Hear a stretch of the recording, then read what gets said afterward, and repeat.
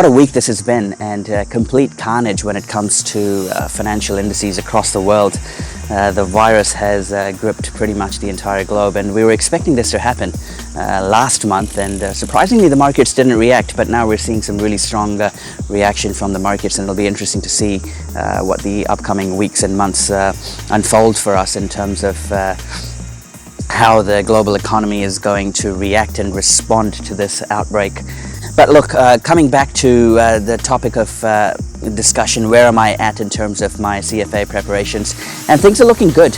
They're not the best. In my last video in mid-Jan, I had said that I'll try and finish the curriculum fully read by the end of February so that I can have 3 months to practice for the exams. That hasn't happened. I'm still quite far behind in terms of completing the curriculum. It was always a tough ask. Especially when I didn't put in enough hours in January. I have put in quite a bit of hours in February, starting to get into the zone or the rhythm. I haven't yet got into that rhythm, but I think I'm not too far away. So hopefully if I can wrap up the curriculum in the next 2 weeks, I should be in a good position to give it 2.5 months of solid preparation for end of chapter questions and practice exams. I think I might take some shortcuts, not read everything from CFA now, given that I've covered the meatiest topics according to myself. The ones where I was struggling, I've referred to the curriculum. It's just that it's taking too much time, so I may refer to third-party notes to some of those readings so that I can whiz through them quickly, and if I do have pain points, I can always refer to the text. So that's going to be my strategy in the next couple of weeks to speed things up.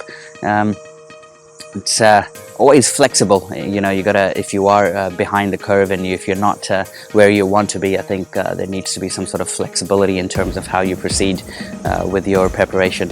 Now, for me, being a retaker, these readings are coming across as slightly easier to understand and retain, so I can get through them a lot quicker. If you are just starting out your studies, I can say good luck, because you might be slightly behind, especially if it's your first time, because just the way the exam format is and just the amount of hours required to put in for practice, you might be slightly behind. So unless you've got free time and you don't have too many work commitments, it might still be okay. Now, one of the tips that I want to give out is that the CFA mock exams on the websites, they're actually pretty good, and they're a very good proxy to what you can expect in the exams.